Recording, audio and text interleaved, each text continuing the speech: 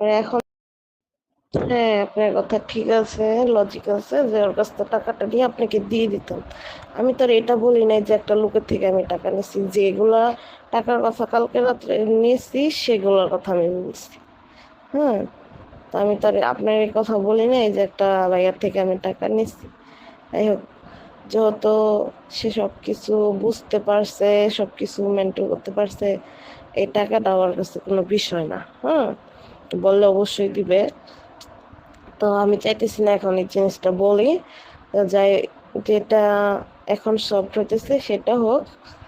অবশ্যই পরবর্তী চাইলে অবশ্যই সে আমার টাকাটা দিবে। হ্যাঁ, সে দিবে না এমন কিছু না, অবশ্যই দিবে। ঠিক আছে, সবকিছু তো আর তাড়াহুড়া করে হয়ে যায় না। আর এখন যদি আবার এই টাকার কথা বলি তাহলে কালকে বলবে যে কালকে রাত্রে বলছো এই টাকা, এখন আমি ওর কাছে বাটপার সেজে যাবো, বুঝেন নাই? জিনিসটা দুই রকম হয়ে যাবে, দুই রকম মানে একদম কালারিং হয়ে যাব। তখন কি ভাববে যে টাকাটাই না মানে আমি অন্য কিছু কাজে করবো। ঠিক আছে, তো আপনি টেনশন নিন না, অবশ্যই আপনি টাকাটা আপনি পেয়ে যাবেন। ঠিক আছে, অতটা নির্বোধ বোকা আমি না, বুঝতে পারছেন? বুঝা আর আমার বোঝানোর মতো আপনার কোনোই নেই।